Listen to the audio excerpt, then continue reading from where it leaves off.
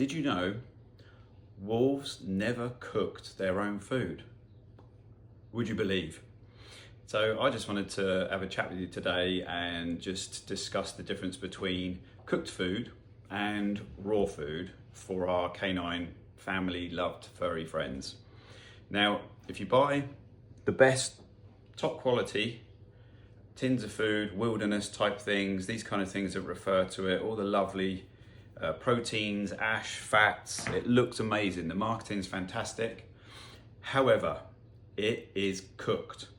So I don't know about you, but I've never seen any illustrations or studies or proof or photos or video footage on any wildlife program that I've watched since I was about 4, showing wolves around a campfire cooking steaks.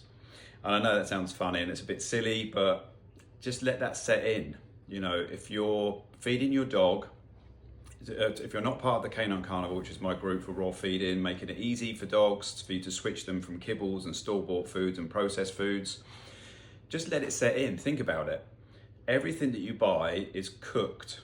It's cooked to high temperatures for a long period of time so that there's zero bacteria. Then it's crammed in either tins laced with heavy metals and plastics, which letch into the food, or it's put into a kibble form and then it's put into a plastic container, that's in there. It's designed to be in there for a long period of time. So that whatever that packaging is gonna letch into that food. So you've got microplastics, heavy metals, and that's without the ingredients in that food, which often have, some of the high quality ones don't, but a lot of them do have seed oils, vegetable oils, other oils that we don't even know what they are. Fillers, and that's with all the fibers and stuff like that. And also you've got carcinogens from that heating process because the compounds are changed in that food. So what happens to that food is it changes into glycamate or glycemate, however you pronounce it in your country, which is just one of the carcinogens that increases on heat. So a cooked, well done cooked steak increases over 60% in glycemate just by that process. And that is a direct carcinogen linked to cancers. So it just all points towards that cooking food for our dogs is not the way to go forward. Now, as you may not have seen, dogs that switch over to a raw ruminant specific way of feeding start to thrive. Now, I'll tell you a little story about our rescue cat, Lola. She came to us, she appeared healthy, but she was getting a bit older. So she came to us when she was about 9 or 10. She's now about 14, 15. And in that process, she suddenly started losing her fur. She went completely bald on her back. She lost a dramatic amount of weight and she started having seizures, and they were getting stronger and more regular. So we switched her to high quality, which is the tin I showed you earlier, wet food from kibble, to think that maybe it was the kibble, the dryness, the kidneys being affected, etc. No change. So out of desperation, I switched her to raw eggs and cream. So she started with the yolk, small amounts to make sure she was okay with it.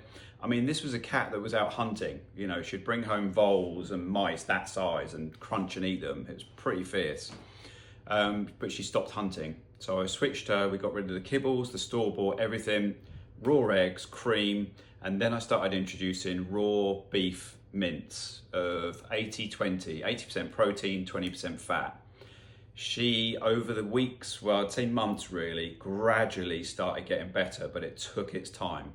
She is now absolutely flourishing, she's thriving, she looks like a bit of a beast, and the best news is she's back hunting, which is great. So I just wanted to share the difference between raw and cooked with you, in the hope that if you're thinking about it, your sniffer's going and you're interested in, should I be feeding this over here and how do I do it? Listen, we've got you covered. Come over to the raw feeding site, the Canine Carnivore. We've got some great content on there. It's all free. We've got featured videos, articles to help guide you. We've got a guide to switch to raw feeding. So if you're interested and you want to get your dog off processed store-bought foods and you want them to be healthy and thrive, come over and join us. It's on Facebook. It's the Canine Carnivore Group.